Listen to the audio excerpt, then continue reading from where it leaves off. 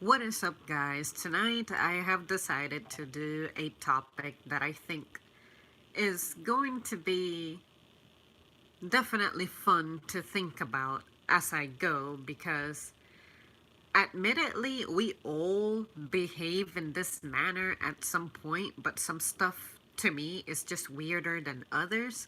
And I just thought that I would officially create this topic to see where you guys are at, what you guys have observed, or if you guys agree or disagree with anything I say, or if you yourself are a perpetrator, or if you wonder the same shit that I wonder. So, the first thing that to start off with seems to be something that a lot of people observe and report, especially in the female community, and that is older guys, for some reason, who limit their interactions to just younger girls. What is with that? Are we crazy? Are we just noticing that because maybe young people tend to be more active on social media? Do you have crazy intentions? What are your intentions if you're an old guy who goes after young females, actively going for young females? Are you looking for a legitimate date? Are you just looking for the fun of it? Do you think that women your age are disgusting?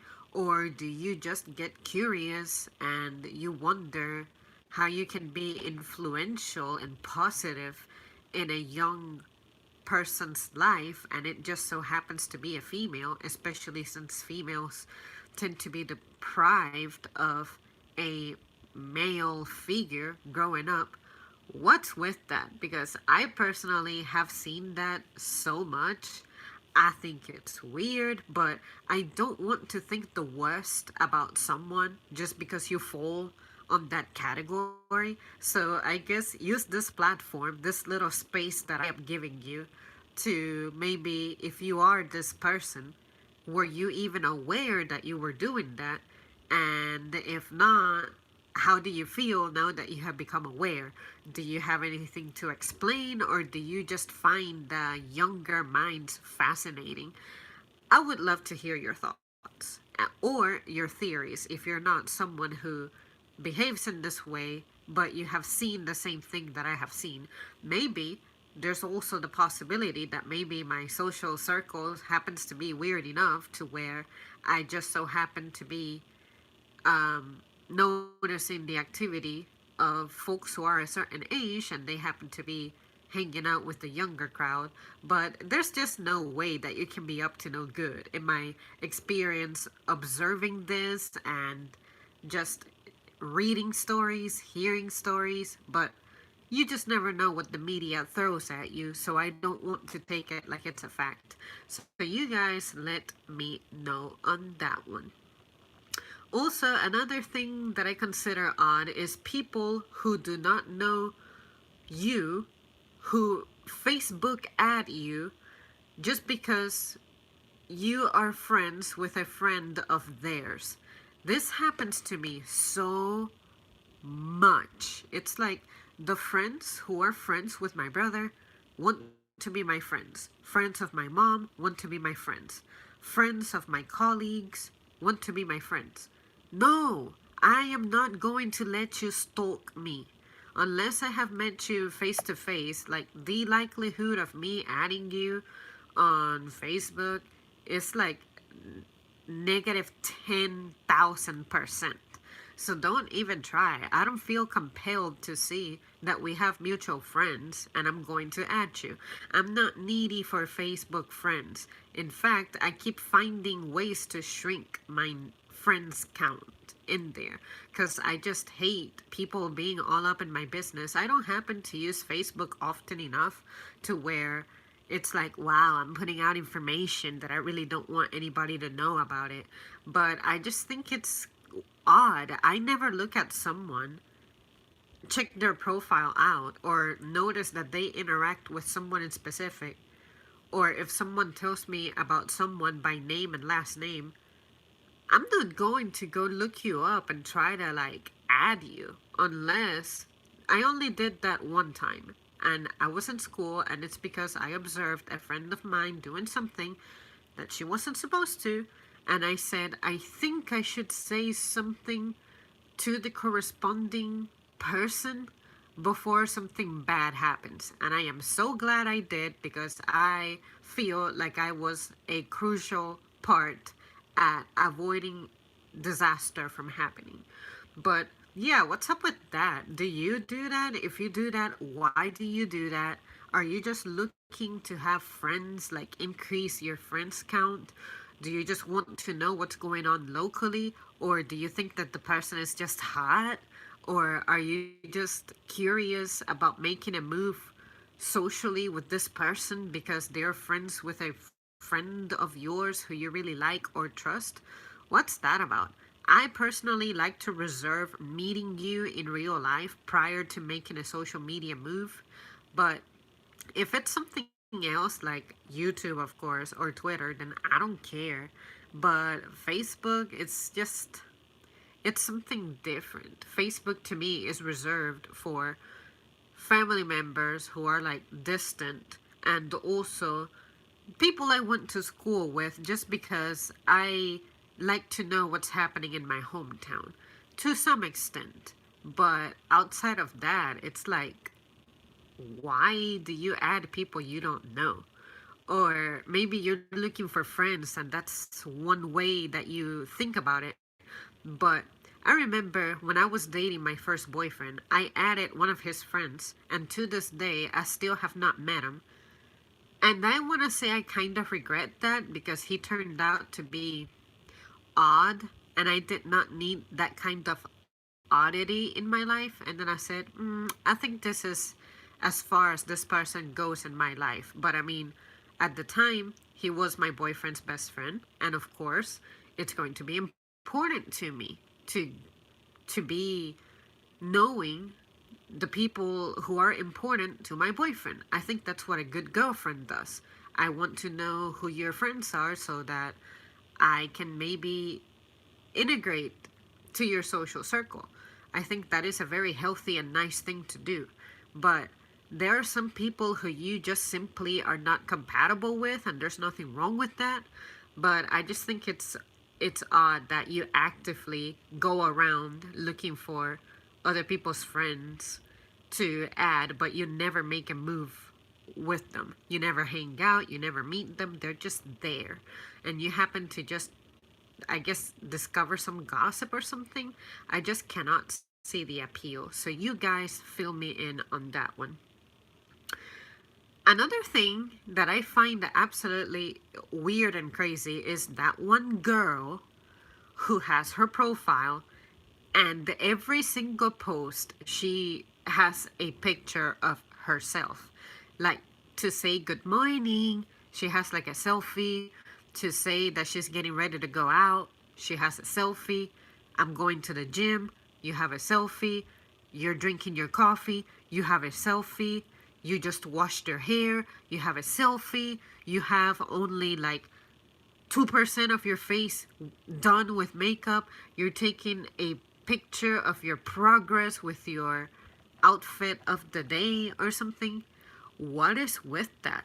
What is like, is that really like a narcissistic thing, or just like, I don't know, you're just really in love with yourself or something? Just incredible vanity. But what's with that? Do you guys ever meet someone like that? It's like that one girl who has a social media profile and all they do is post picture after picture after picture of themselves.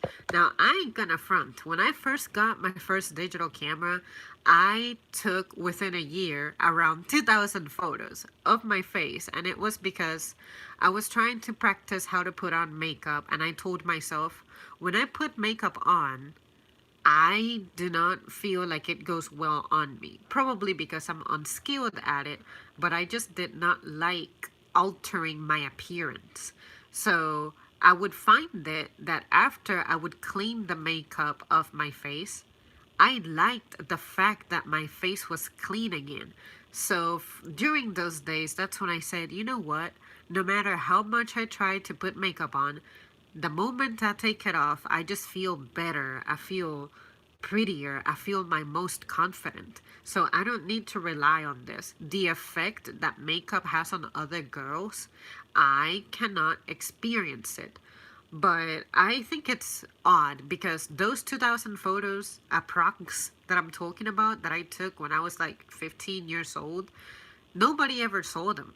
It's like they are in this invisible album, and it's not like I was posting them daily for other people to see. This was just me being artistic, and I also said, you know what, I'll only be 15 years old for a period of time once in my life.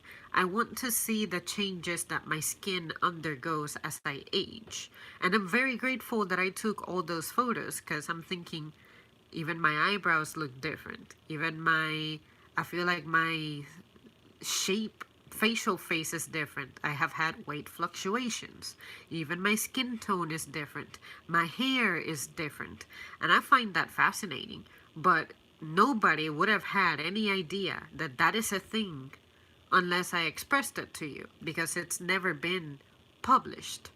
But yeah, do you guys know a person who's like that? Maybe it doesn't even have to be a girl, it can be a guy.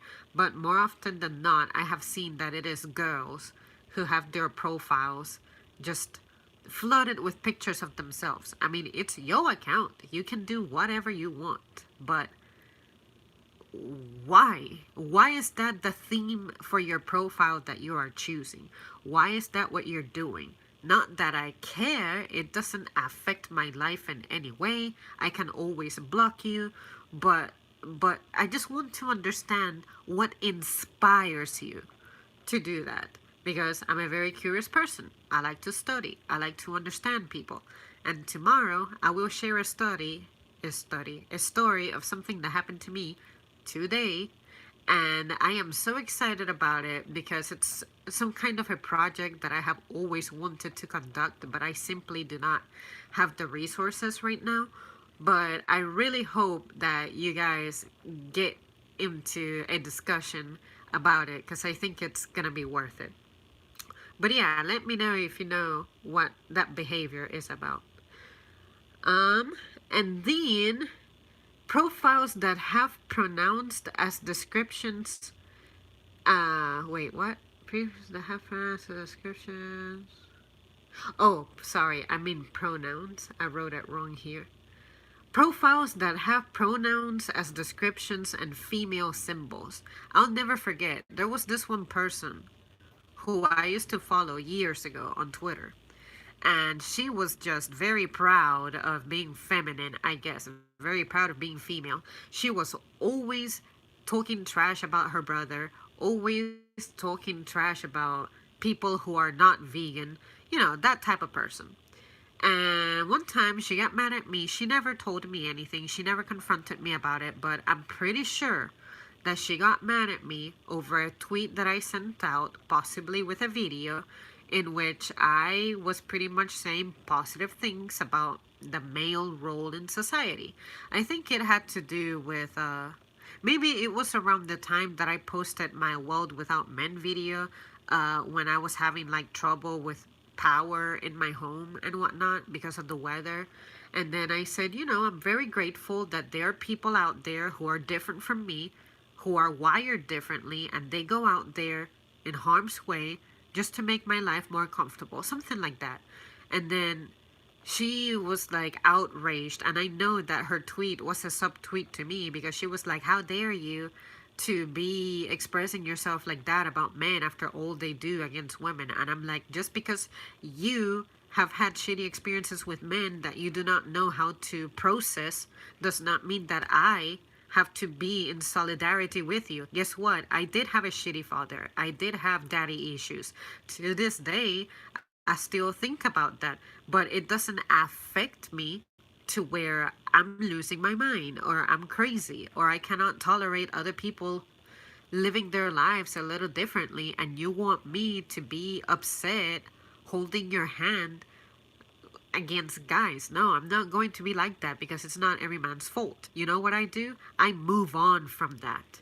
But I thought it was crazy that there's people who like have their profiles to exhibit that political stance. And when I see that, sometimes I think this person, let's say that this person is also interested in the natural sciences, like, say, global warming.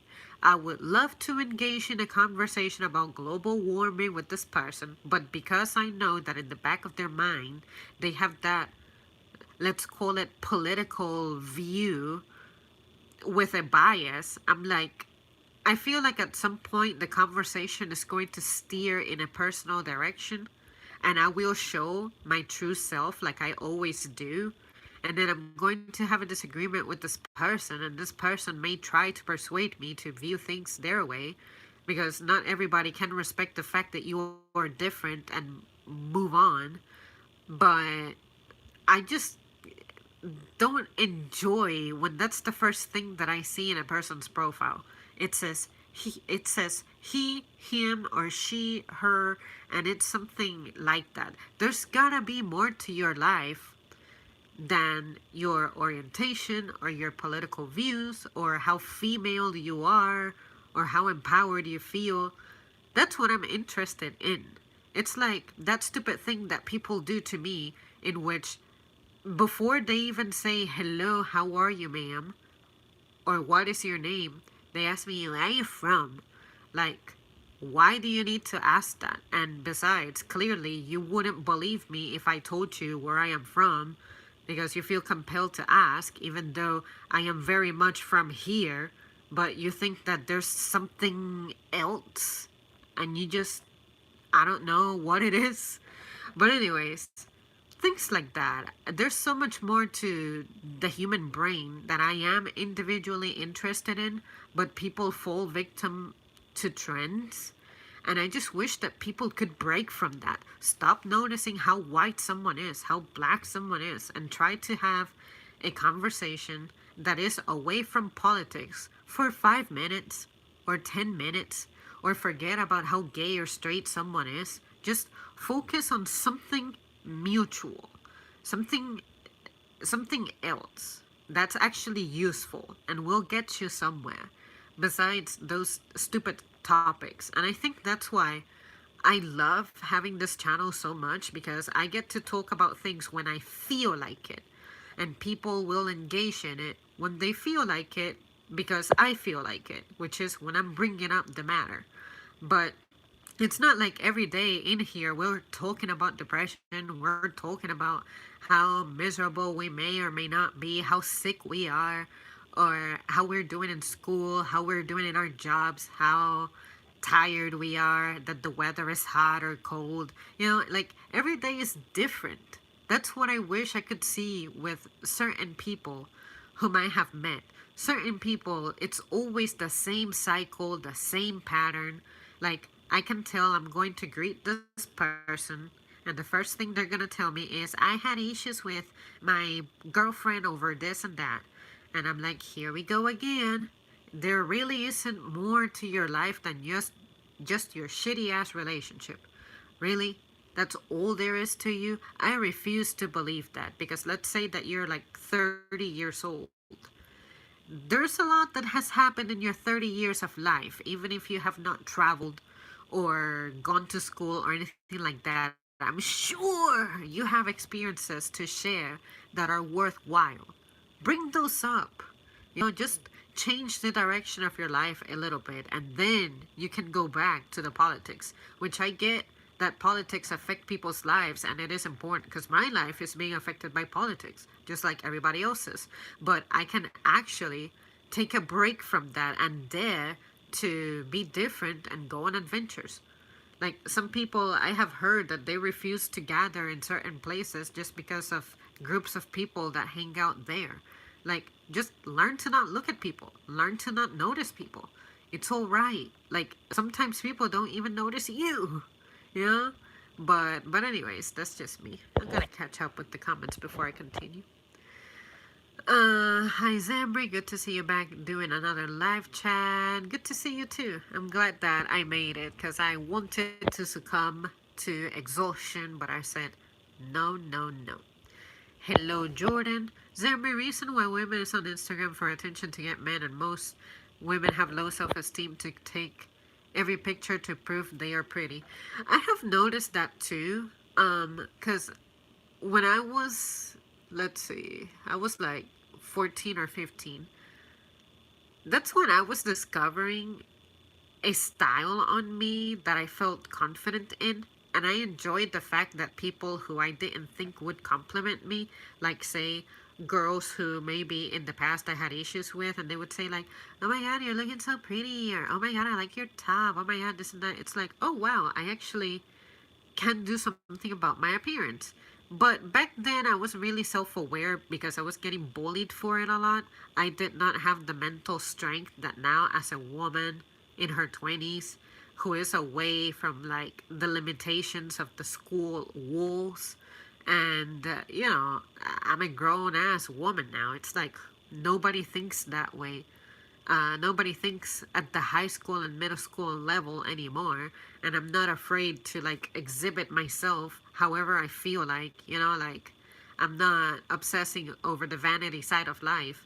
I said, if people are complimenting me, it's about time that I started being more kind to myself and not this person who's always introducing herself as, I'm the ugly one, I'm the one who's never dated anybody, I'm the one who never drinks, never smokes, never goes on parties, never wears mini skirts, never shows like half of my breast or something. I just said some people out there are going to like me just for the way I am. How about if I worry about those folks who are actually genuinely interested in me? So, but when I see that people online are trying to mimic the lives of celebrities or trying to give the appearance of a life they're not actually living, I don't get it. How do you have time to stage that? How do you have time to take photo after photo after photo, edit it, or crop it? Well, cropping is part of editing, but like being so aware and conscious and looking for flaws, and if there's the slightest flaw in a photo you want to get rid of it.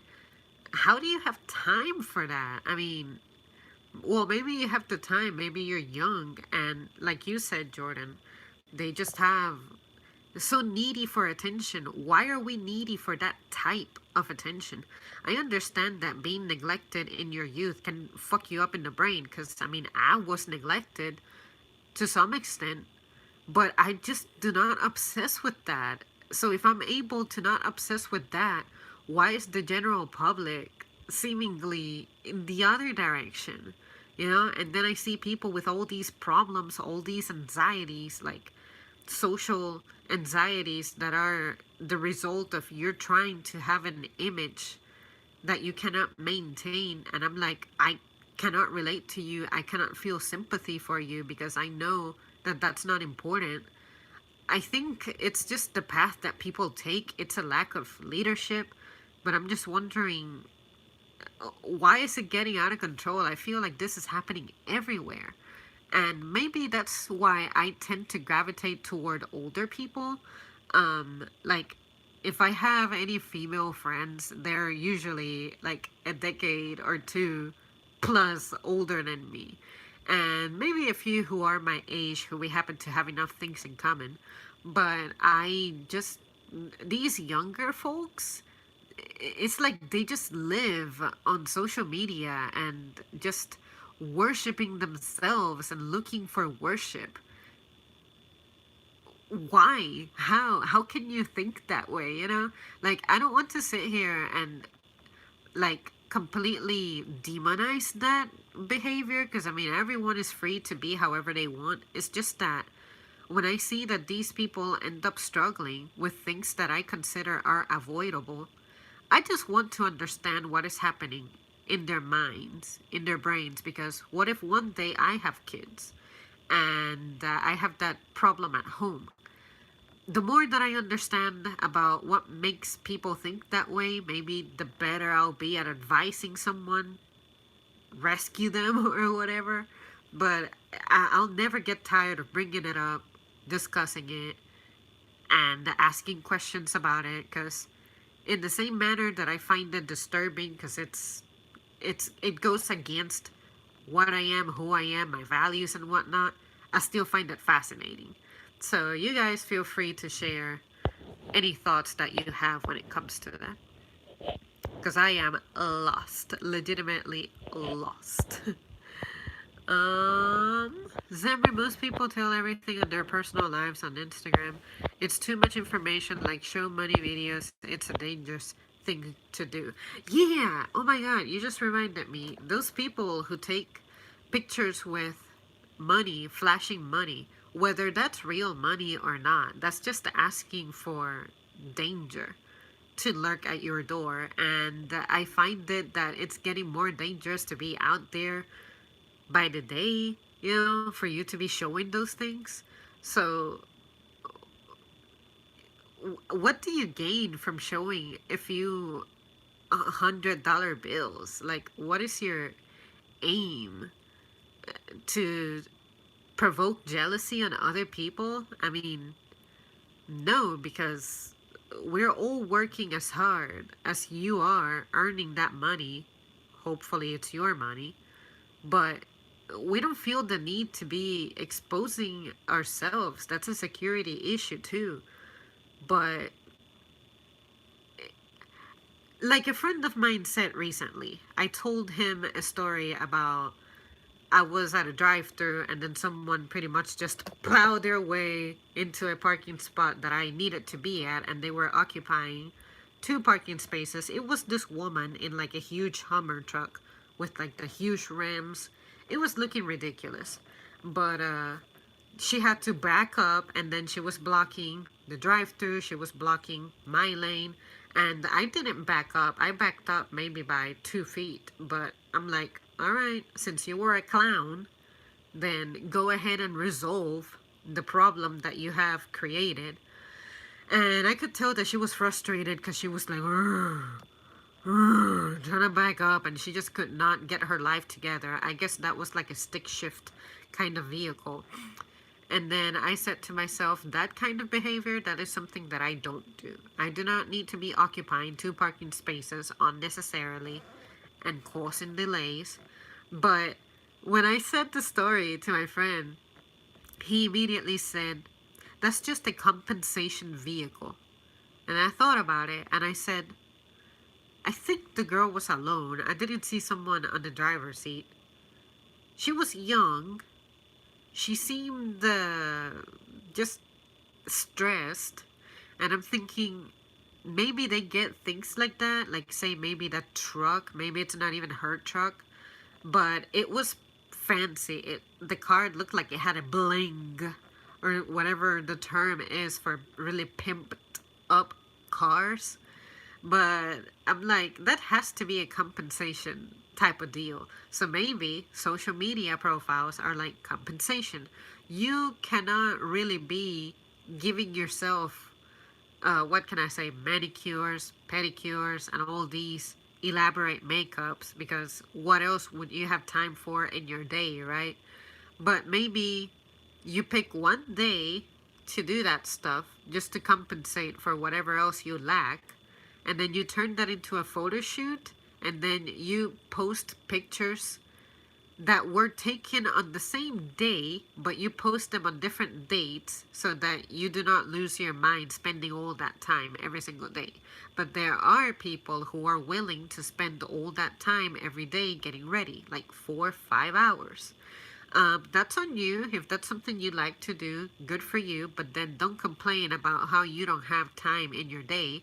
And don't complain about how your family or your partner is not willing to wait for you to take 5 hours to be ready to do an activity that's probably going to last 2 hours, and then you're back home. Little things like that.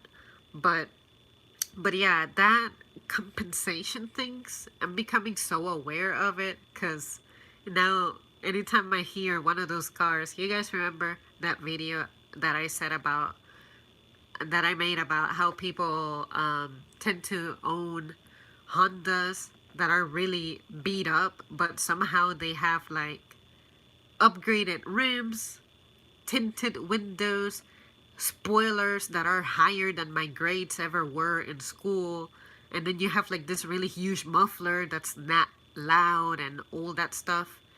and then they accelerate, but there's a lot of noise and no propulsion.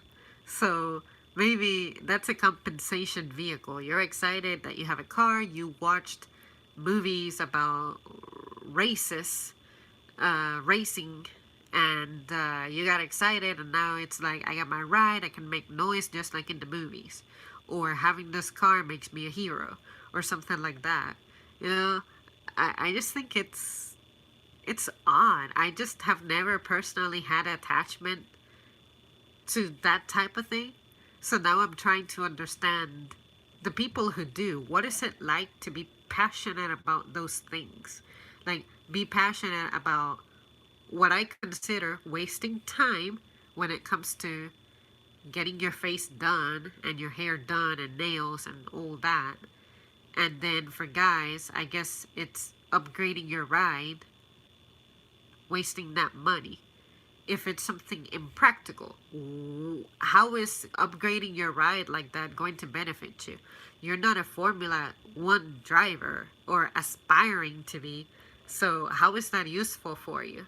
But if you can afford it and you have no pain investing in something that you like, do it. Because heaven knows that I invest on leggings even though I don't need them. I invest on trying foods that I know I don't need to be eating. But but it's just that the things that I put value on, I don't really meet people who share that with me, so I feel like I have not found my niche, I guess, my clique. So now I'm trying to understand the stuff that is popular for people to feel invested in. What drives you? When did you discover that that's the thing that you like to do? And how come once you have it, you're still not satisfied? Whereas for me, sure, my leggings addiction is probably never going to be satisfied, but I know how to be like, okay, I have lost my mind in the past 2 years shopping for it. Now I can go long periods of time without investing in such a thing, and I can focus on other things.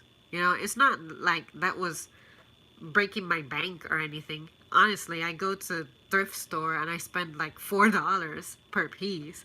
That is something that I can do, you know? But you know, there's people who spend serious money on makeup because makeup is not cheap, especially if you get good quality, which women never trade good quality. And then car parts, the standard car parts that you need to keep your car running, to me, are expensive. So imagine this upgraded stuff, which means you have to take the car apart and then add the new parts. But fortunately for guys, they typically tend to have the skill to do it.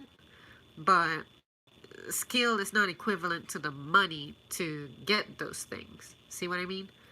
But anyways, we'll see. We'll see what happens. It is possible that maybe I'll evolve, but I just cannot see myself having hobbies that are too different from the ones that I have now. Hello, my great. Hello, Garuda. So many members of the younger generation are vapid and narcissistic. They think only of themselves and the here and now, no thoughts of the future or consequences. When you put it like that, that is exactly what I'm thinking, but you are so much better at putting it into words than I am. I have to like paint the picture and then you guys piece it together. But yeah, that is so true. Yeah, I just never thought that this is what I would grow into. Like the world that I would be surrounded by, if that makes sense. Like I thought that when I grew up, I would be in a very competitive place in life because I saw my mom. She was a teacher. She was surrounded by competitive people. Although she was the youngest teacher at the time in her group, the colleagues she had were definitely, you know, like people from the 40s and 50s, and their upbringing was just different. But, huh, And damn it, I froze. But yeah, it's. I just had no idea that this is the world that I was going to grow in. And immediate gratification is such a killer. I cannot even begin to tell you. Like, I was at work yesterday and I was frustrated because the work that we had to do, we had to go into this little room that gets cluttered. And of course, I was working with the women, and nobody had tolerance about the setting.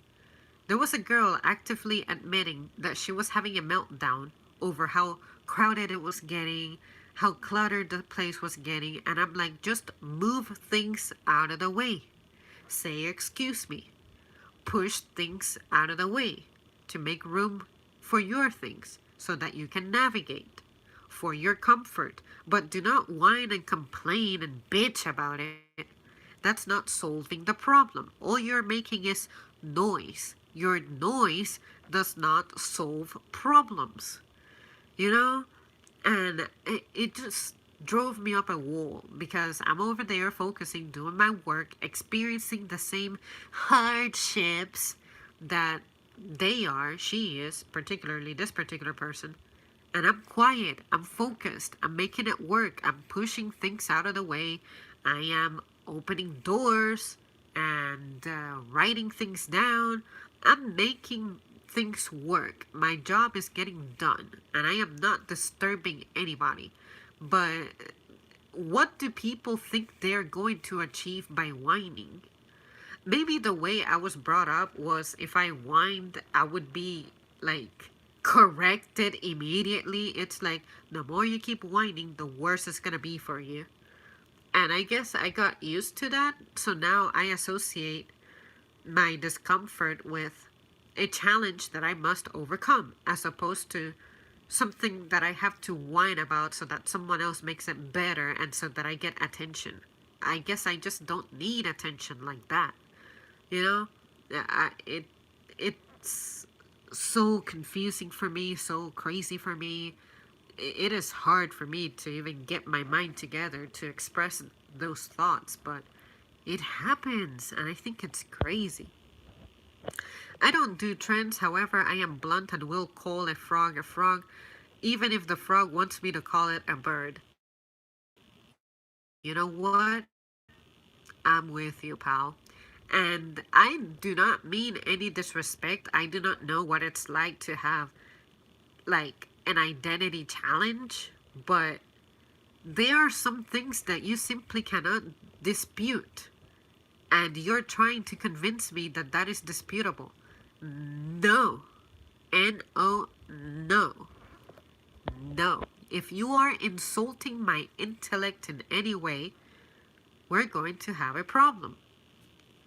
It's important to be different, to stand out, to learn, I guess, from people. Learn people without color. Everyone needs to do that more than who's popular.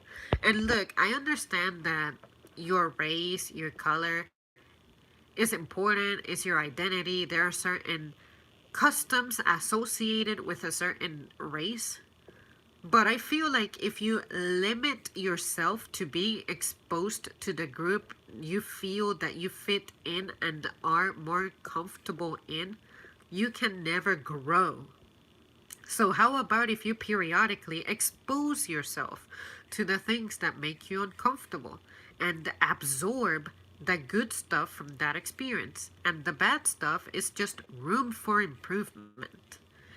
I guess what I'm trying to say is I don't want for people to change who they are. I want to change how they perceive their surroundings and how they react to it. Because I find that people's tolerance these days are like non-existent. And to me that is concerning because I cannot imagine a world in which in the past this is how people behaved and stuff got done.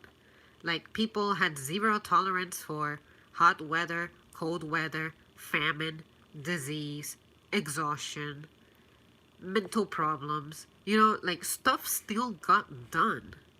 why is the present any different? But when I think about what was different in the past, connections were more meaningful, more important. Your colleagues were more genuine, more focused. We all had a common goal. And now we all have dispersed so much. And I guess the good stuff, the good advice is just not being passed on. And I'm not saying that I'm perfect by any means. I feel like I am perfect for me. Like I know who I am, what I like, what I don't like. So when I think about myself independently, I'm like, I'm fine. I don't need any intervention whatsoever. But the people who feel lost, I just wish I could convince them that everything is going to be okay. Just be patient, be tolerant, and just thrive, you know?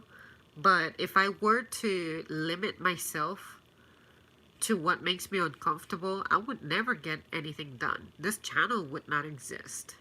I would not even have a job, you know? I just refuse to let those things define me. You're beautiful no matter what. Reason why bullies didn't like you is because you were no follower living in your own world. People are scared of that, and people are scared of using their own brain. You know what? I wish I would have heard those words when I was a little younger. It would have made my survival of those years a whole lot better. But at the same time, I'm glad I went through it, and at the end of the day, learned the lesson. And as terrifying as it was, I wouldn't change it. Because thanks to those experiences, I was shaped into the person I am today, which I am very proud of. Empty lives and empty souls equals lots of free time. True. I don't enjoy when people use the anonymity of the internet to be rude or hateful to others. It's sad if one doesn't have anything positive to say, then just be quiet, be nice. I agree. And sometimes I will admit that if someone starts messing with me lately, I have been defending myself. And it's usually in the form of being very sarcastic or trolling back. But it's never like actively rude. Like I'm never insulting anybody.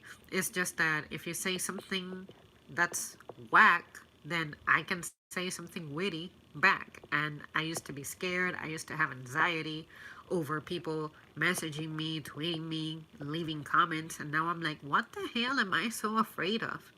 You know, I don't even know who you are. And if you are going as far as trying to ruin someone's day without even showing your face or using your real name, you're the one who has problems, not me. You're trying to convince me that I'm crazy, and I'm not going to let you do that because I'm fine. And clearly, you're not fine to where you have to spend God knows how many minutes of your day trying to bully other people. Like, get a life. Get a life. True, not everybody is the same. That person will love that person no matter what. Everybody is different. Twitter is a cesspool. I mainly enjoy YouTube or Yelp for my social media needs. What I like about Twitter is that the stuff that I think is relevant tends to be trending. Like, I was very interested in knowing when certain industries have a strike. I like to know of certain celebrity news. Like, some actors who have passed on, I wouldn't have found out about if it wasn't for Twitter. And then I would have been like, how come I don't hear about this person making movies or singers? How come I don't hear about this person coming out with a new album or something? And then I happen to maybe get curious enough and go on Wikipedia and be like, oh, right. You physically can no longer produce content like that. Gotcha. So, there's stuff that Twitter is good for, but some mentalities I am disappointed by, but at the same time, it's good that they exist because it helps me to be exposed to different ideas, but also to be grateful that I have discovered who I am and I do not feel lost. or like I need to be going on a social media platform to get attention and hopefully a wave of people agree with me, and that's how I find my self-worth. No, I do not need that. Um, Zamri, I have more female friends than dudes, and so many women don't have female friends. I have been hearing that a lot more often, actually. I thought that I was alone, like it was my mother and I just thinking like that.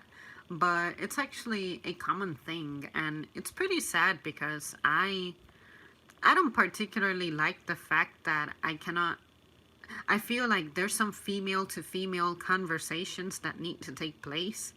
And sure, I have my mother, but sometimes I would like to have ideas that are different from hers. And my ideas will tend to be very similar to hers. But it's like, who can I go to? I don't feel comfortable sharing those things with anybody because I know that the nature of these people is to be backstabbers. The females, there have been a handful of females who I have attempted that with, and in the end, they all broke my freaking trust. There's only one person outside of mom who I feel pretty confident in trusting right now, because this person has demonstrated for 3 years now that I can really count on them, and that there is, what can I say? Um, Privacy. Like my business is not going to be divulged by this person. And I was also able to prove to this person that I don't divulge other people's business. It's a relief, but I know that at some point this person is going to move on to better things in the same manner that I plan to move on from my current life. So I am going to miss this person once that moment comes, but the connection doesn't need to get lost. But let's face it, once someone leaves the crib of where you live at, like your current city or something, it can get difficult to maintain those connections if you don't get to see them daily. You know what I'm saying? But yeah, I'll embrace them and enjoy them while they last. Zamri, most people cannot find no love in their lives because they're going by color and love. People are going to be different. You know what? I want to say that I have been a victim of being. I don't want to say that I had a racist boyfriend, like a boyfriend who was racist against me, because, that's terrible. But I do feel like I was being treated differently just because I was not meeting a certain criteria. And I'm like, if you're going to feel like you need to manifest with an inferiority complex that you're trying to impose on me, get the fuck out of my life and grow up and mature and maybe try again. Hopefully, with someone who has the patience and tolerance for you, because right now you have disappointed me too much. But I just think it's weird that I'm being compared to some other like social group. No, you cannot compare me to anybody because I am me. Do I compare you to anybody else? No, because that is a very childish, immature, and terrible thing to do. And just because you hear of stories that other women are terrible spouses or terrible at relationships doesn't mean that I am inherently going to be that person. You need to give me a chance, and that's what you're not doing. So that disappointed me the moment it happened, but I cannot confirm that this person was treating me in that manner because of a race difference. But it did feel awful that in our conversations that was brought up. Oh, well, you did not necessarily grow up with this community being your primary community. So what would you know? And I'm like, I don't have to know jack shit because I know who I am already. But clearly, you need to find refuge in your community that you feel comfortable in to feel tough. I don't. I have been alone my entire life, and guess what? I am fine. Whereas you are very dependent on the likes of you. Why? Don't feel like you owe your security to anybody. Learn to be self reliant. But anyways, that's just my opinion. Not everybody is designed to be able to withstand going about life like that, going about life guided. Let me call it guided spiritually. I do not know which word it is that I'm looking for, but pretty much you know who you are and you're not afraid of conducting your life wherever the wind takes you, you know? And I feel that it is that carefree, not careless, carefree spirit of mine that keeps me happy in the midst of adversity. Because let me tell you, when I say that I'm miserable, it's usually my physical issues catching up with me and mentally draining me as well. But when I think about my overall satisfaction and how I feel mentally, I'm always at peace. It's only when I feel that my peace is being disturbed that I get worried and start, wrecking shit to get back my balance. But nobody can ever convince me that I'm not well. I mean, yes, I do have things that I can improve in, but I'm enjoying my life's journey, even if sometimes I'm very, very, very frustrated and I wish that I could do more and have more. But, I am in no hurry. I'm enjoying the ride. Um, yes, I understand there's Henry about hobbies. I don't like Twitter for the feminist, racist, and sodomite agenda. Twitter is proof social media is full of cancer. You know what? That's right. Honestly, my Twitter is pretty tailored, and a lot of the times when I do go through threads to see what people are saying, if I treat it like the YouTube's comment section, it's hilarious to me. Some people can say truly frustrating things that I hope, say, if I ever have kids, my kids do not grow up to be like that. But also, some people can really be entertaining, especially people who come up with memes and stuff. But I see what you guys are saying. I'm not dismissing your points. I'm just saying that I do know what you're talking about, but I tend to do well about not letting that affect me to where I can no longer enjoy being on the site. I like your pictures on the wall. Thank you. Zambri, I have a question. Why most people worrying about being popular in high school but not worrying about the real world? Yeah, I think it's because I have observed when I go out that kids these days tend to be holding electronics a lot. And let me tell you, I grew up with an electronic. I grew up playing the freaking Game Boy, alright? But the Game Boy was not raising me. And I feel like parents these days try to diffuse situations with their children by distracting them or endorsing entertainment and distraction to some device. And I see babies with tablets, like younger kids with phones and all that. That stuff needs to be monitored, especially the amount of time spent on that. Because I'm finding it that it almost seems like other people are the ones who are raising children as opposed to the immediate parents, your real parents, supposed to be taking care of you. And then these kids grow up without the connection of what it's like to be nurtured. And then that's why these kids have problems with paying attention, trusting authority figures. When they get jobs, their their integrity sucks. They do not know how to tolerate hardships, and instead they demand that the workplace change to adapt to them because they're not competitive enough, as opposed to them being like, God damn, I need to grow up and become the competitive one. So I really think that we need to be more integrated into our children's lives.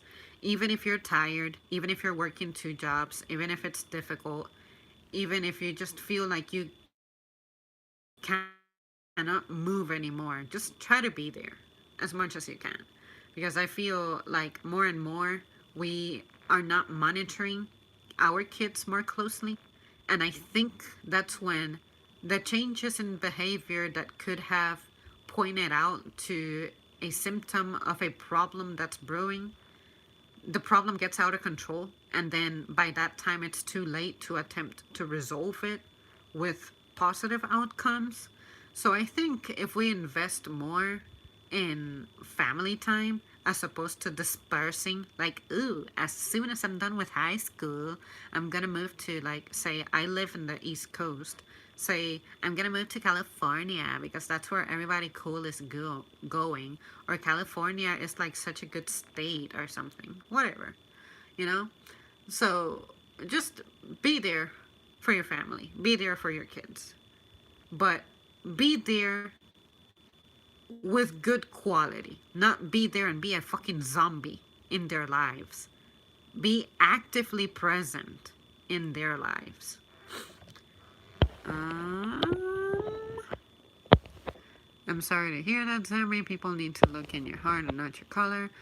Most people bully other people on Twitter, never face to face. I'm not saying to fight them. I'm saying bullies act so different face to face. When people are so sad, I want others feeling sad.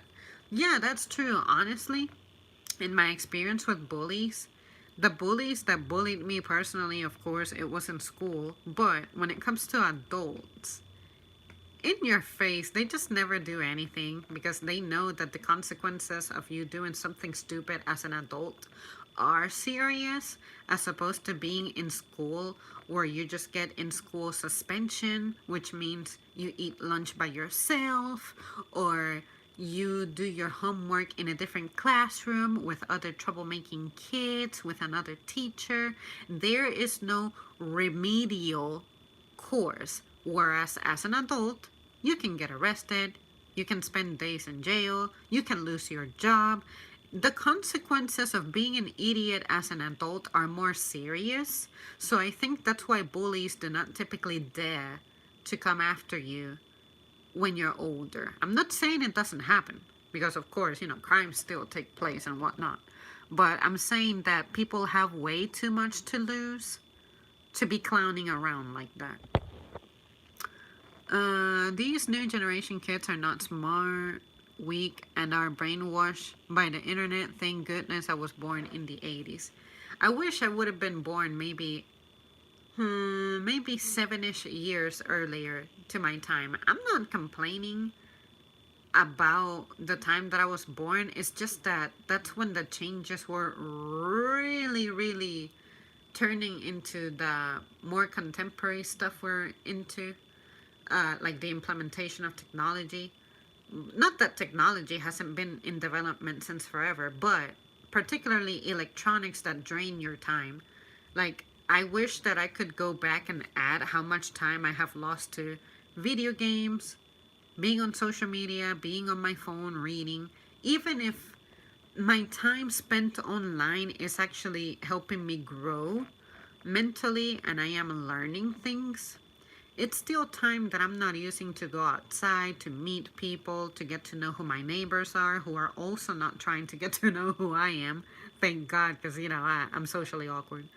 But at the same time, maybe if I had neighbors who came forward more, I might be more inclined to be more open to social situations. But as someone who has had a customer service position for over 6 years now, I believe that if I haven't changed by now, this is probably as much as I'll ever change when it comes to that. And I'm honestly fine with that. What I don't like is when people's expectations of me are different, to where they're like, oh, you're so sweet and kind. Why don't you hug people more often? Because I don't like to be touched. Why don't we hang out more often? Because I'm just not a social people person like that. Like, just because my perception, the perception that you have of me is one kind, does not mean that that's actually what I am. You do not know who and what I am from just a 5-minute interaction. You know, there's so many factors that go into play, you know. But anyways, I'm just going off on a tangent there. I really hate men bullying women. That's a very coward thing to do. And honestly, vice versa is a very coward thing to do too, because let's face it, women can be bullies too. But I understand what you're saying. It's being a victim of bullying is not fun. It doesn't matter what color you are, what age, what race, what height, what gender, what sex. It sucks. But some people find strength and inspiration from their experience being bullied. So it's one of those things that in the social circle that needs to exist in order for certain assets of mankind to show. Unfortunately, some people go down a dark path. But some people, because of those shitty experiences, they say, I want to improve the world to where no one else suffers from this, or at least if I can do something about it. That's what I like. When people get inspired by their tragedies and victimhoods as opposed to using that to be an asshole of a person and justifying their deeds as a result. Long time no see. We must catch up. And good topic. I missed the vibe though. I'm sorry.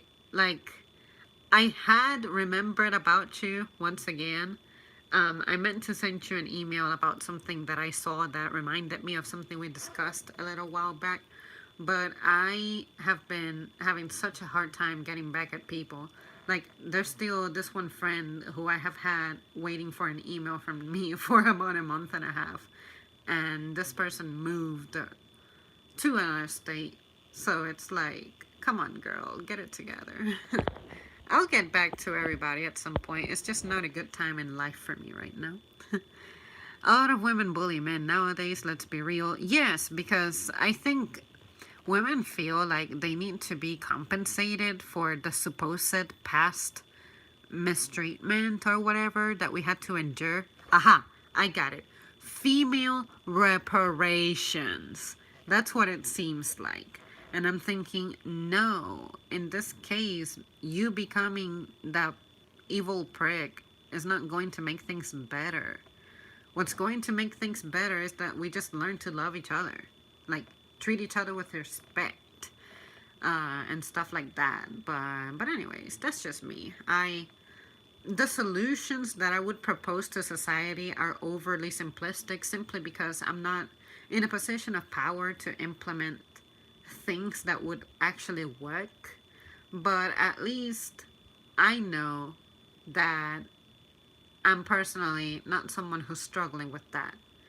And I'm just proud of it. I can go to bed knowing that I was not an asshole to anybody, that I did not oppress anybody, that I did not abuse anybody or mistreat anybody.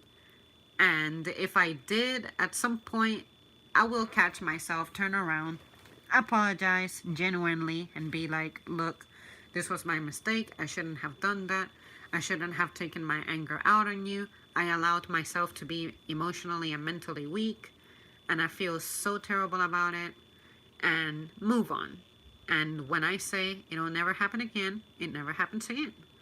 But at the same time, that's not something that happens overnight. That's something that you have to cultivate for a long time. Because this tolerance and patience that I have is not the work of just like a year of going through bullshit. Nah, this has been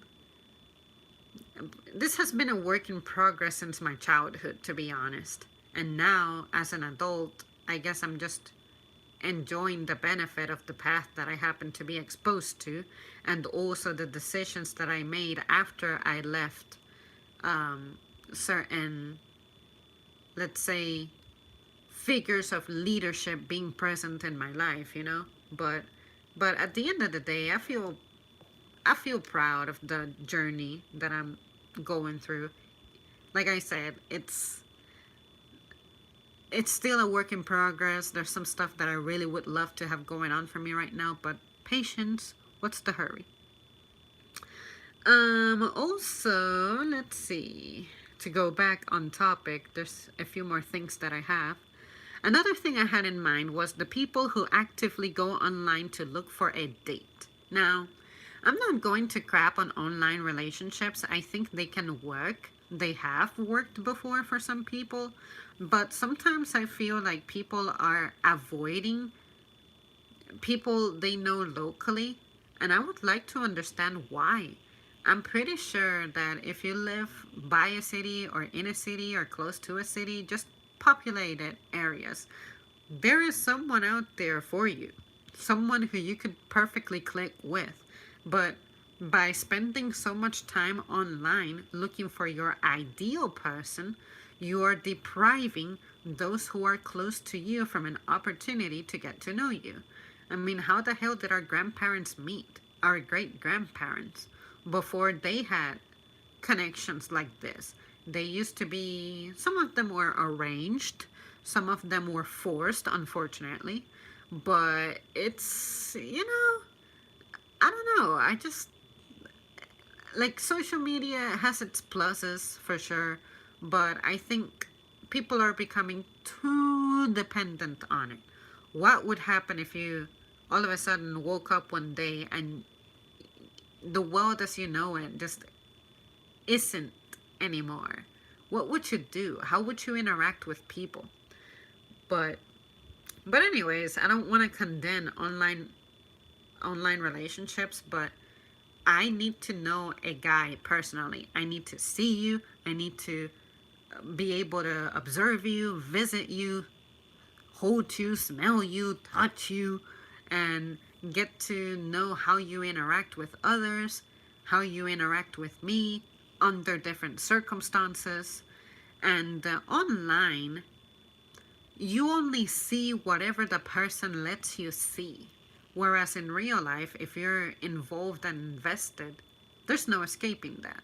And I think that's why the quality tends to remain a little better. But anyway, and then people who only interact with conventionally attractive people. And what I mean by that is, let's face it, there's some people who just get attention online just because of how they look. And I personally have been, do you call that a victim? I cannot say that I'm a victim. Anyways, you guys will know what I mean. I have been involved in this, which is some people just, they have left me comments saying that I look cute or something, and therefore they're going to keep up with me. And I'm like, all right, I take the compliment, thank you. But if you're coming here to try to pick me up, it's not gonna work. And if that tactic has worked in the past for you, just because it worked in the past doesn't mean that every girl ever who you stumble upon is going to be down with that shit, you know? So sometimes I just wish that people would not fantasize so much about you and be interested in what your content actually is, as opposed to the law of, I guess, social attraction. And let's face it, I have sometimes been the perpetrator of that. It's like, oh, this guy looks handsome. What are you up to? But I'm not a stalker about it. I'm not a creep about it. I don't follow guys on Twitter because I think they're attractive. The folks I follow, either I really need to keep up with them, with their content, or I know them in person. But it's just insane to me that some people are like, this girl is like super hot, so I'm just gonna follow her just cause. I mean, if that's what you'd like to do with your time, go for it. But just know that you are terrifying some people because it's a weird behavior. And if you're born ugly, if you knew before conception that picking that face is going to bring you problems, most people would not want to choose that face, I'm pretty sure, because they don't want to deal with the hardship on it. But opinions differ. Maybe the face that is conventionally ugly, the person who wishes to wield it is going to find that as their source of of inspiration, motivation, just drive, confidence. Who are we to say that that is wrong? Just because conventionally they don't seem to meet the criteria of what is attractive, you know? But it's one of those tricky things, but I don't know. I think that it's odd and weird and strange. And maybe if you're looking for good quality friendships and relationships, maybe do not go by the cover of the book. But anyways, I don't have much to say on that one. It's pretty obvious, especially if you guys have been listening to me for a while. You will know where I stand on that, but I still think it's weird. Where am I at? A lot of women bully men. Nowadays, that's very real.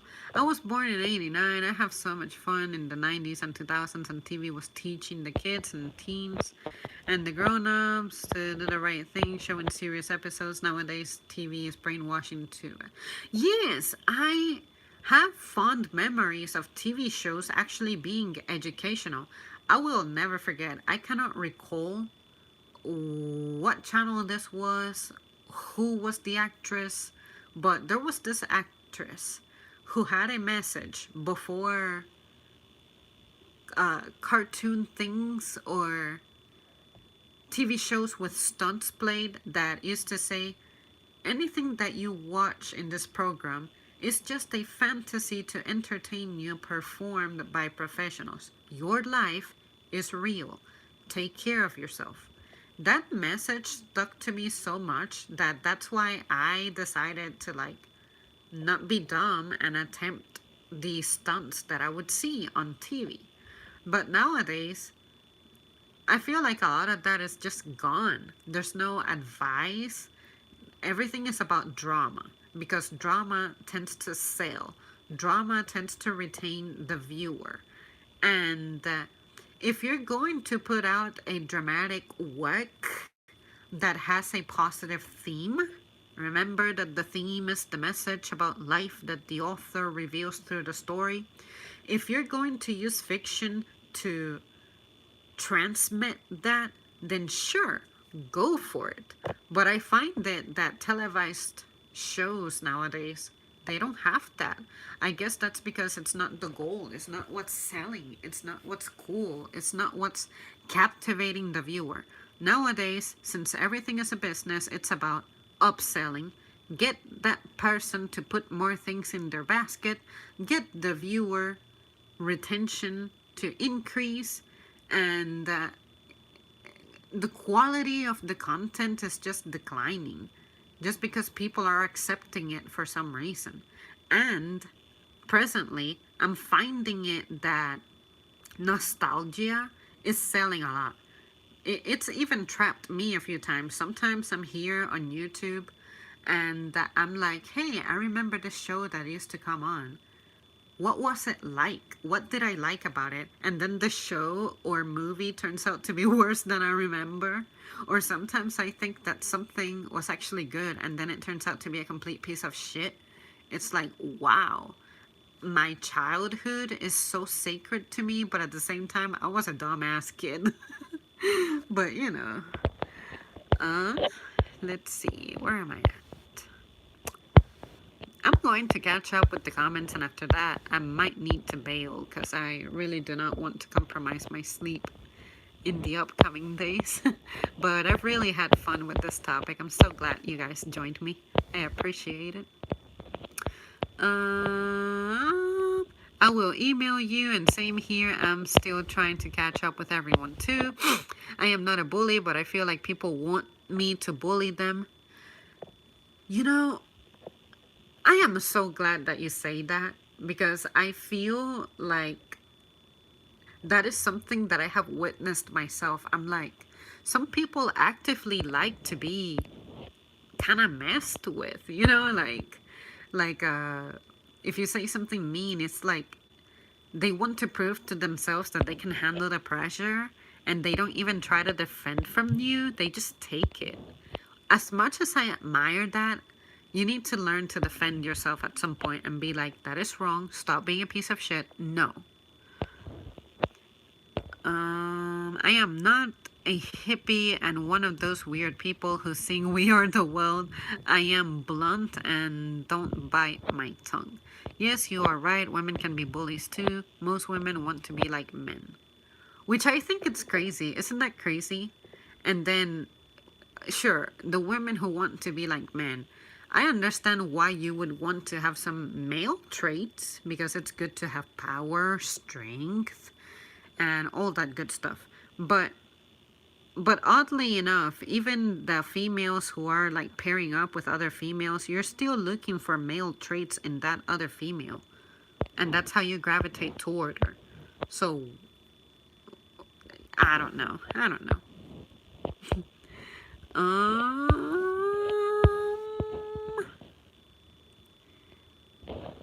When women are dissing men, it's alright, but men do the same thing. All of a sudden, men are evil. People need to look into both sides, not just one. Men and women need to love each other again, like back in the day. True that. And you know, today there was something about, I don't know if it was an Australian journalist or something, but I saw something about something really messed up that a woman tweeted or something. And then it backfired tremendously, and she was trying to say that she was like half asleep or halfway gone or something, and I'm like, no, if this would have been a guy, he would have been fired. The Me Too hashtag would have blown up again. Blah blah blah.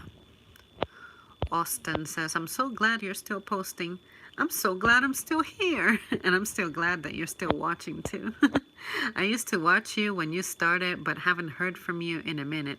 I've been around just with decreased frequency. My intention is to stick around. It's just that my life has been overwhelming me a little bit, and I do not want to just sit here and treat this like it's something that has to get done, whether I feel it or not.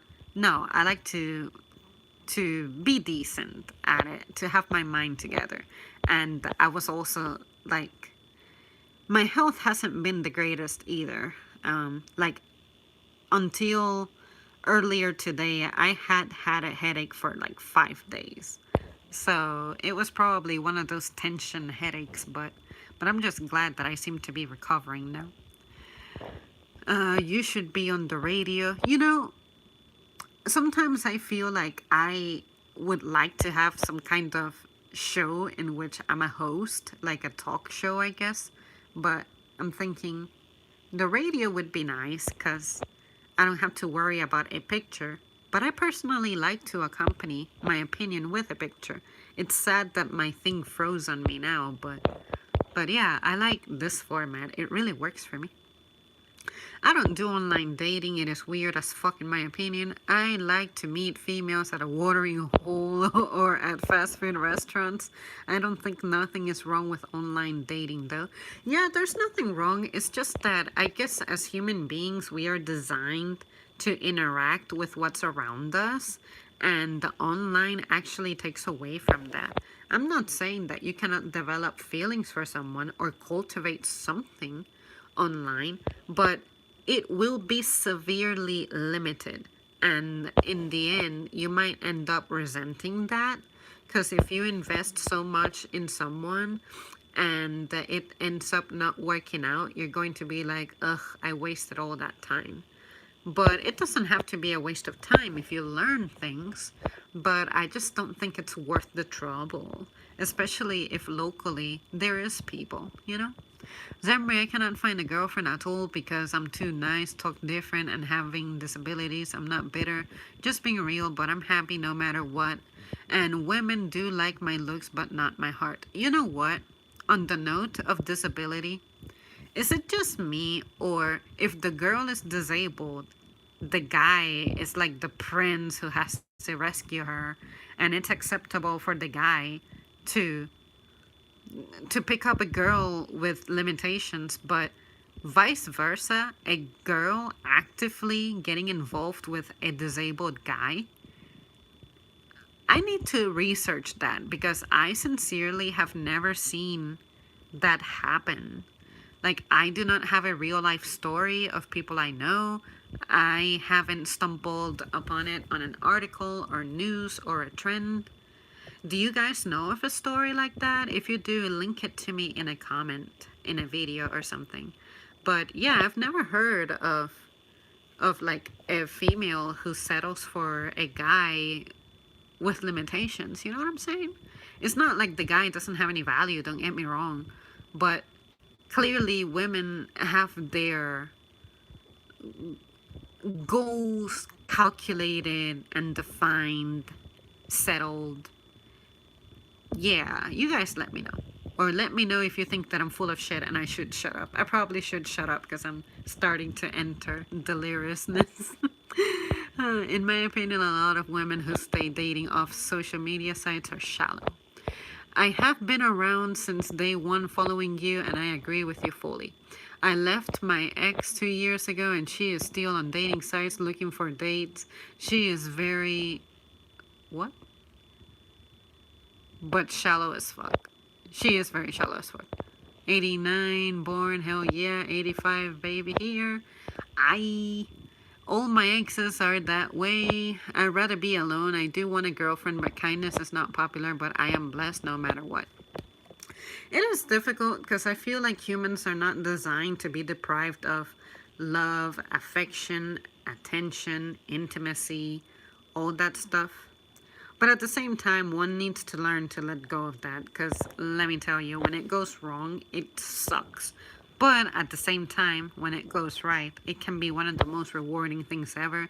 And I'm not gonna lie, I'm still looking for a good quality relationship that's like satisfactory and makes me happy. But I have to accept that in the same manner that not everyone can have their parents, not everyone can have a loving family, not everyone can have children of their own. It is possible that I will go the rest of my life without a satisfactory relationship. And now that I have begun to accept that I may not ever be satisfied or find the, what is it, the perfect match for me, I'm not going to be hell bent on spending the rest of my life being a hopeless romantic. If it happens, great, I'll embrace it, but there's really other things in life that I think are worth my attention as opposed to being caught up in, the romance stuff, which again, it's great.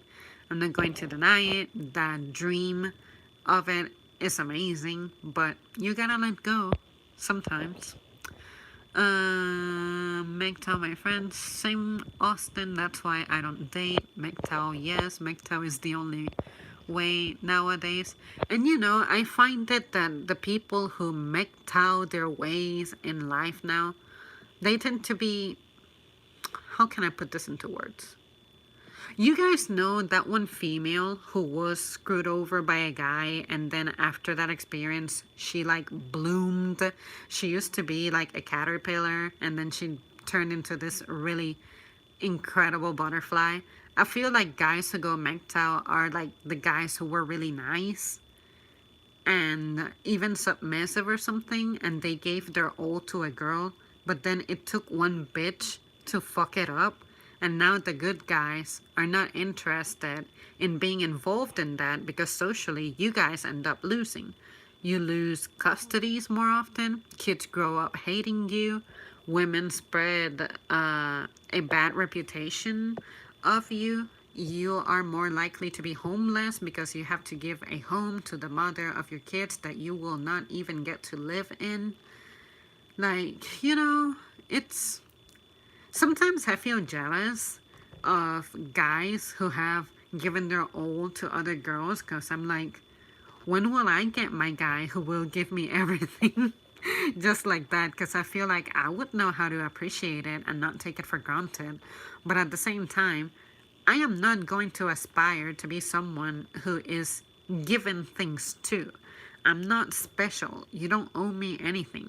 But the sole fact that there are men out there whose heart is so tender to give everything, like that is unbelievable for me. Like, it inspires me so much, and I admire that so much. But I just feel sad that bitches out there don't know how to appreciate that and value that sacrifice. Because that is a sacrifice. Even if you guys express that you do it out of love and genuine interest for a woman, it's like, it's still a sacrifice. And you guys don't even second guess that. You take the risk and you go for it. And you end up hurt, sometimes financially fucked for the rest of your life, but you're not resentful about it. That takes a lot of fucking courage, you know? Let's see. Where am I at?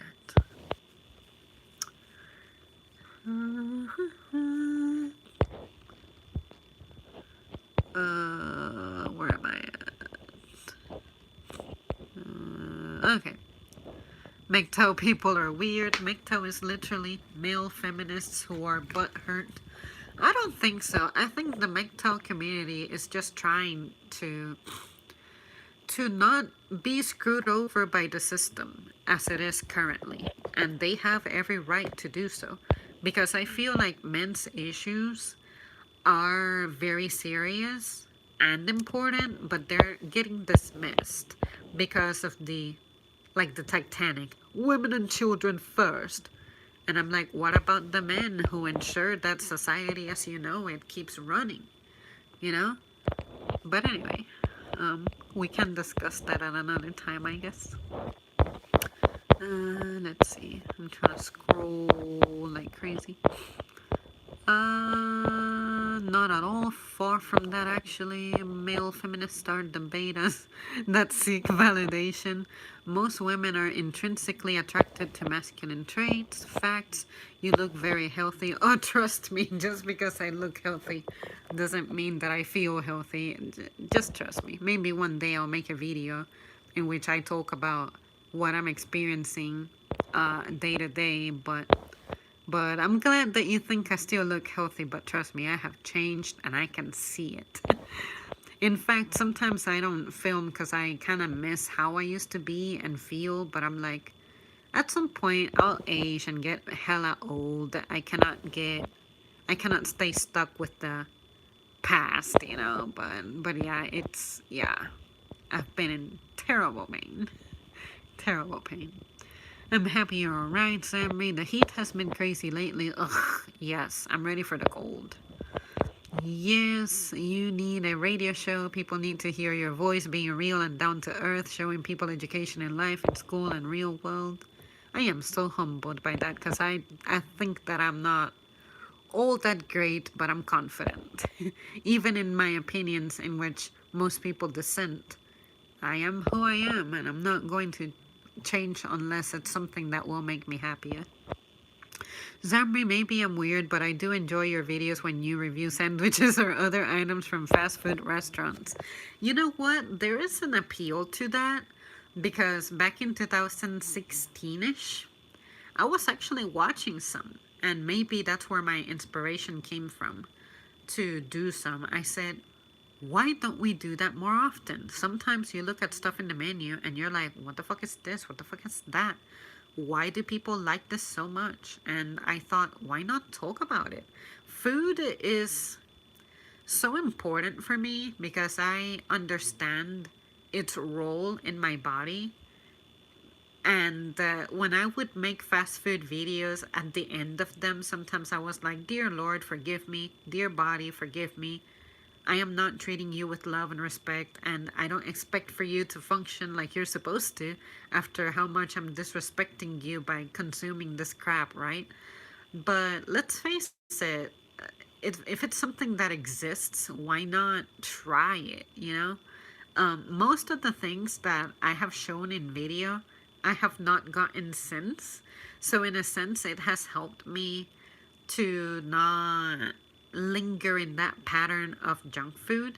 The only thing that I cannot quit is Chick-fil-A. And like my boyfriend said one time, he was like, you know, Chick-fil-A is always packed. There's gotta be something in there that they're not telling the public. And then I started teasing and I said, cocaine! Cocaine! And he just kept rambling away like, nah, seriously, people should really look into that. What is in the ingredients? Cocaine.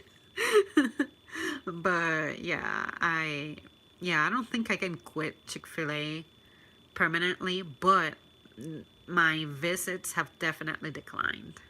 Definitely declined. Uh, where am I at? MGTOW cry more than feminists. Zamri, I have been there before. It's crazy, and women have it easy more. Wait, I know what you mean. Dating than men. It's true. Women definitely have the privilege that, well, first of all, we can dress, we can be enticing, we can be, we can turn our fucking bodies into a business, right? But I personally like to try to make the move on guys sometimes, but unfortunately for me, I don't know if it's part of me just being a cold blooded being that doesn't love anybody because nobody has ever loved me. But unless you got something to you, I cannot even describe it. There's just no way I make the first move. I've only made the first move on a guy 2 times in my life. And it was a good experience. I don't regret it at all. Like, the sole fact that I built up the courage and they said yes, it was great. But it doesn't happen too often for me. Um, Guys who find themselves attracted to me and try to make a move, I always appreciate it. I always find myself flattered, but I try to be sincere with them and I tell them, look, I have known you for, let's say a year. I have known you for a year and I have not felt minimally attracted to you. If I do not like you by now, you are not going to like win me over. So please don't try. I know this from experience. I have been myself for almost 3 decades now. So you just need to trust me that I know how I function. And a guy usually wins me over within maybe 2 weeks of us hanging out, interacting, chatting. If after those 2 weeks I ain't feeling you, just trust me, I ain't feeling you. But if I cannot stop thinking about you after those 2 weeks, that's when I know for a fact that there's something going on. And that instinct has never failed me. Because for my second boyfriend, although this was when I was a teen, I remembered that he didn't really like wow me or impress me, but there was something about him that I thought was sweet. So he made a move, I gave him a chance. But although I lasted 2 years with him, my feelings never evolved for him. Like nothing grew for him. And I felt bad because I felt like I played with him and I manipulated him, but I kept telling him, hey, I'm sorry, but I I don't feel like I'm progressing and I don't want you to get hurt. I see that your admiration and love for me is growing, but I'm not going anywhere. This is not right. And he was getting like jittery and frustrated, and he was like, no, Zam, I know this can work. Just give me another chance. Give me another chance. And it it kind of did hurt me because I now have been in the position where nobody has given me a chance now that I'm actually like fit and willing and wanting and capable. And now I know the frustration that he went through when he saw the person he loved at the time just not patient, not like just quitting on him. And now I have gotten that treatment. It feels fucking awful. So I think because of that, he established a legacy for me to keep the guy updated about how I'm feeling about them. And within a reasonable amount of time, just let them go. if stuff is just not getting better, because it's not fair. You don't deserve to have your time wasted, you know? Nobody asked for that story, but I went ahead and shared it anyway. Okay, I'm gonna try to catch up with things now.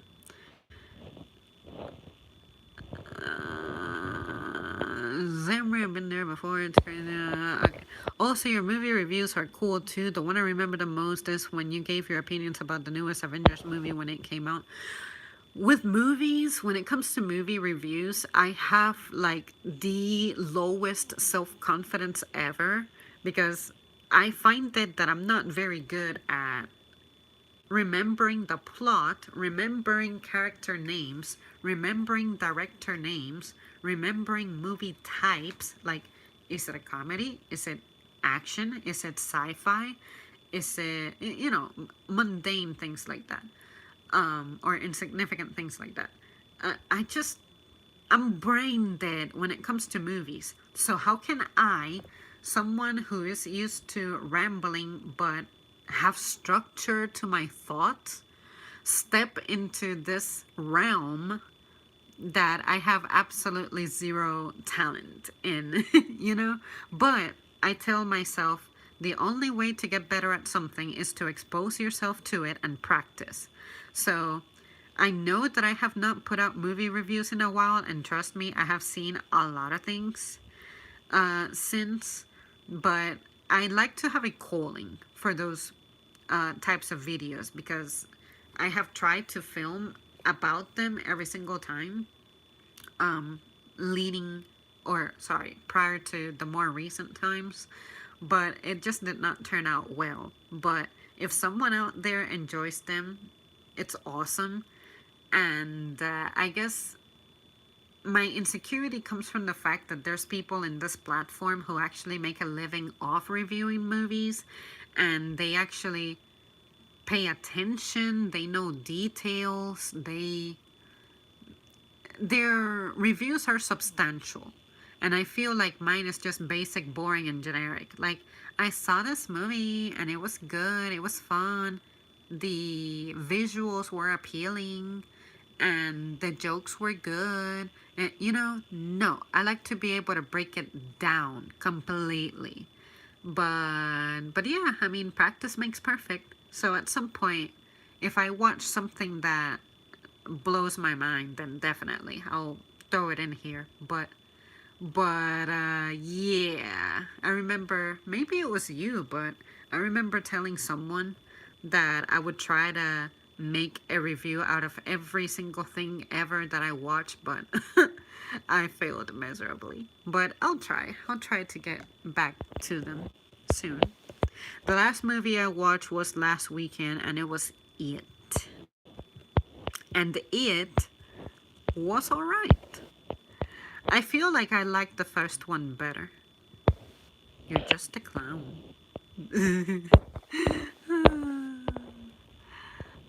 So are you single now and no such thing as being fully satisfied in a relationship?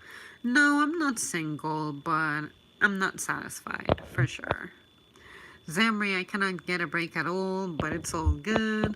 MGTOW is great for guys. It's nice to focus on yourself. You are so right. Men do have a lot to lose. I like your mindset. That's because most women don't give a fuck. Most don't. Facts, being loyal is normally a male trait. Zamri, notice men don't like women to be a thug, but women love men who are thugs. Yes, I have noticed that. What is up with women wanting a guy who treats them well, but you go for the bad boys? You need to reevaluate stuff. She always gives great input. It means a lot to me that you guys find what I say to be just, I don't want to say relatable, maybe, but that you guys value what I have to say, because I try to have these conversations more often in real life. And yeah, some people get it, some people understand where I'm coming from, and when I try to get critical, but it doesn't last very long. And there are so many issues that I wish to discuss that could make me grow as a person and even help those around me to grow. But some people are so terrified of the topic. Like, no, don't be afraid to go against what's popular, to go against what's trending or the buzzwords. Like, say, the Democratic Party. I feel like they present themselves like if you dissent, then you are a terrible person. No, no, it's just that your ideals are not suitable for everybody, and it's okay to be different. But they tend to demonize anyone who opposes any of their ideals, and I think that is a little too radical for me. Hey, I'm trying to quit smoking and drinking right now. It's been really tough. Your thoughts? I have never smoked, and drinking, I have only sipped stuff pretty much. I have no taste for alcohol, but what I can tell you is that if you try to focus on something to distract you, it might help you. And the reason I say that is because I have had issues with eating for comfort, eating when I'm not supposed to, overeating, and thus gaining weight. If I'm busy, I cannot eat. Like, if I were not streaming right now, I would probably be watching a video or a documentary, and I would be snacking. And sometimes I will eat a family size bag of chips or popcorn or something because I'm bored and looking for comfort. But maybe if you feel the urge to smoke or drink, maybe try to find something that will keep you distracted for maybe an hour to where you can calm down from your urge. That's what's worked for me. It's like if I'm writing or just occupied mentally to where my focus is just on whatever it is that I'm listening to or watching, then I do not have enough space in my mind to be able to consider multitasking with food, if that makes sense.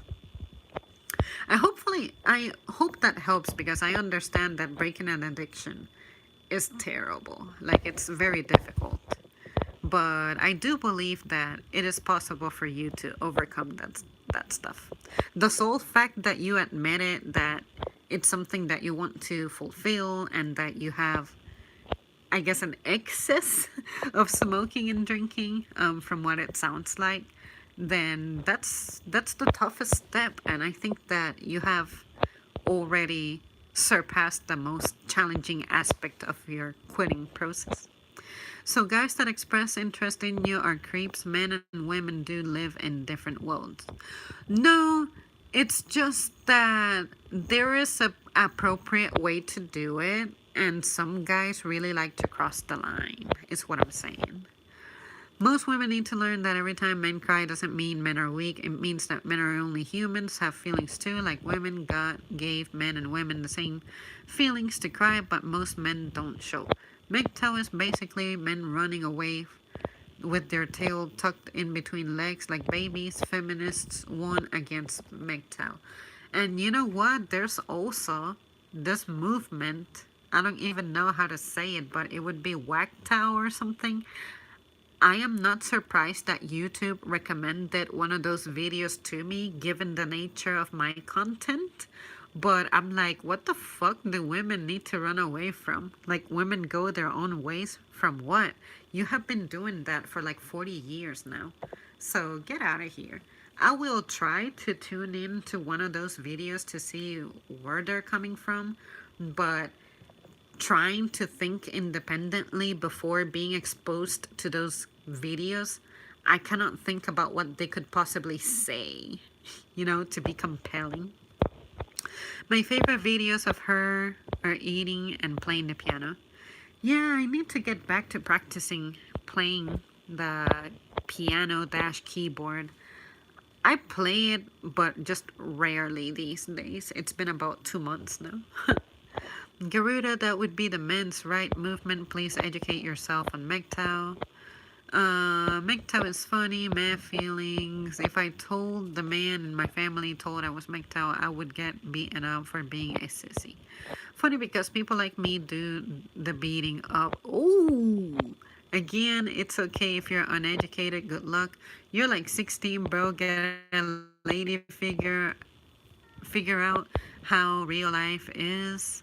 Glad you are opening up. MGTOW ain't beating anyone up. Just keep crying about females like a beta male. MGTOWer, the guy's nature removes from the breeding pool for being unfit. Me spin it like it was their choice. Is everyone else 14 grown women like me more than teenage girls? I did kiss women before, but never wanna go with me because my kindness. Most women look at kindness as cancer. I think that women tend to react like that to kindness, probably because they might be used to watching movies or soap operas or just these horror stories of men who are nice, usually just want to sleep with you or something. And no, you need to give people a chance, you know? Zamri, you will be married woman one day. You're very blessed. I hope so. Because it is kind of a dream for me to live in a married stage, but at the same time, I'm not gonna trip. If it doesn't happen, then there is a reason for that to not happen. I would rather be unmarried forever than marrying the wrong person and deal with the complications. Hopefully, I will be wise enough to determine that a guy is not right for me before I tie the knot. People care about money way more than love. Most people are like that, but not all the media brainwash everything between men and women. The problem is that those who control the economies and have resources are generating distress on people. Unfortunately, these days, you do need money. Money is important.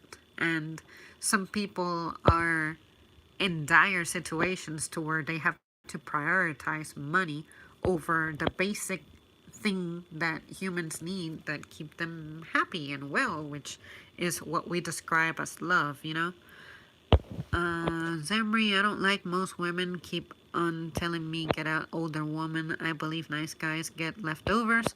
I'm not saying older women are not pretty. I'm just saying I have self-respect. For me personally, I like for my partner to be older than me. I don't know what it is, but maybe it has to do with men allegedly being more mature when they're older, whereas a younger guy is typically less mature. But I mean, it is possible for you to be more mature than your partner, no matter how old they are. Because even when I feel like I'm the youngest in a crowd, my maturity is something I'm confident about. So I don't want to say that age inherently makes you mature. It should, but it doesn't happen. So it's one of those things that you just have to sort of experience and gauge on your own and just know that there's not a definitive way to go about maturity. Just because you're dating someone who's older doesn't mean they're wiser than you, better than you, smarter than you, more fit than you, all that good stuff. Don't let anyone trick you. Love your opinion on whacked out. Honestly, I think I have stomach cancer. Uh, okay, I got caught up now. Well, stomach cancer definitely sounds like it would be a very serious thing. Is that something you have had confirmed? Or it's just that you feel like you have the symptoms? But yeah, if you can, I would definitely have that looked into. That would be super serious. MGTOW actually create more feminist. Look at the MGTOW. Huh, never heard of that one before. MGTOW are their own problem. Reason why I don't date no older women is because when older women were young, they want the bad boys. Now they're older, want the nice guy all of a sudden. Yeah, I would say that's weird, but honestly, that just boils down to the fact that women tend to be not the most patient of creatures, and I say this from personal experience. I will never forget my poor first two boyfriends. I wanted for them to be flying before they had wings, pretty much. And I wanted things fast, I wanted things now, and even presently, I find it that after a period of time, if I don't see progress going on, I get frustrated. I get desperate. And it's because I'm someone who is a go getter and I can make good shit happen fast. And if you're very slow keeping up with me, I just get frustrated. Like, it's good to take your time on some things, but come on, you need to be able to speed up some things, you know what I'm saying? But now I'm trying to train myself to ask myself, what the hell is my hurry? Why the hurry? But again, as someone who is confident, resourceful, all that good stuff, I'm ready to make things happen. And if you're not going at my pace, it makes me feel like you're not taking me seriously. There's nothing that infuriates me more than knowing that I have wasted my time, you know? No, but I have every symptom. I'm sorry to read that. I definitely know what it's like to spend nights and even days just looking up symptoms of when you feel bad. Um, but yeah, well, I hope you're okay. Updated, will ya? Females going their own way, feminists basically. Alright, guys, well, I think I am going to hit the hay right now because I am fading. Yes, Emery, you're saying, but most older people act like kids. I think older people tend to start acting like kids because, let's face it, life just gets tough. What better than to revert to your childish ways to like escape from your current reality, you know? Being better what they need through in life, but the younger people are more happy than older people. But Zamri, it's bye Zamri, get some sleep, hugs, good night. You sound tired. I am starting to get a little tired, yeah. Men are going their own ways. Most women are scared of that. I personally am scared of that because I know for a fact that I am not designed to go about life all by myself. And also, having that support is just amazing. I have had great male figures in my life in recent years, and I'm thinking, how can people not appreciate this or value this? And I just really would like to pair up with someone who is going to value what I have to offer. Because I feel like I have a lot to offer and I keep it sheltered because I only am willing to go through the process once. And I'm not going to give my all to one guy who's going to let it go down the drain and then ruin it for the future guy who's going to be the right one. And because someone screwed me over, now this guy is the one who's going to have to pay the consequences. No. But anyways, like I said, if it doesn't happen, then it doesn't happen. Hey, I'm just wanting to say that I'm sorry for asking you about your age that time. I didn't know that it was a no to ask that. Oh, it's alright. I'm not sure if you saw my reply, but I think I might have said a little joke or something. But it's alright. I didn't think anything about it. It's just that I'm not very comfortable with putting 100% all of my personal info out there, you know. So some personal details are like off limits. But it's all right, you know. Don't be afraid to ask a question. The worst that you can get from me is I will reserve my right to respond. But yeah, it's okay. One of these days I may reveal it, but it's just not the right time, I feel. Everything will be alright, Emery. You're an amazing person. I am so glad that someone believes in me so much. Someone has to. Alright, guys. Thank you so much for tuning in. Let's all get some rest if it's relevant to our time zone. And I'll see you soon.